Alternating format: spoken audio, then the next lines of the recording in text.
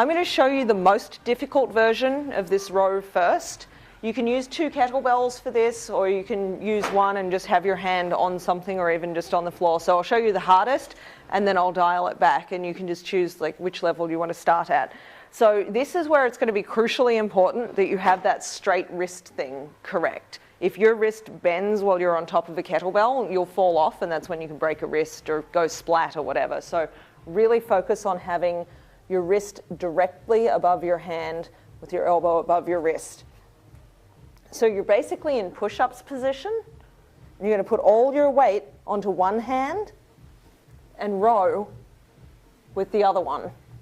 After the first time I did this, I've never been so sore in the muscles through my ribs in my whole life. Unbelievable.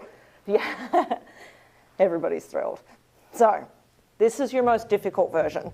The further apart your feet are, the easier it is. It gets a lot more difficult, you know, if you want to be on one foot or whatever. If you're feeling like kettlebells moving around underneath you a lot, that would be like, you know, a good hint to put your hand on something else. You can even use the couch if you've got, you know, part of the couch that's hard enough that you can just brace against it. Or you can have your hand on the floor. And obviously you don't get quite as much range, but if that's safer for you, that's okay by me.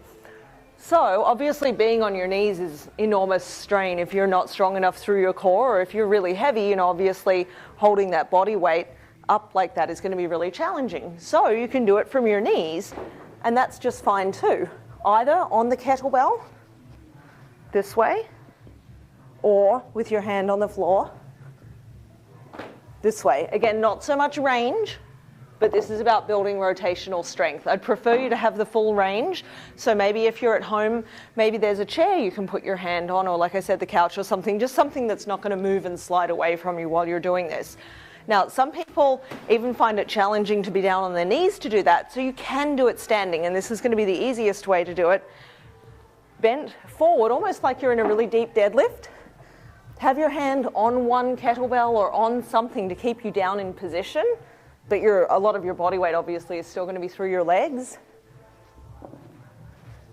and row up from there. But what I'm going to be looking for, especially if you're in this position, I want your back to be flat.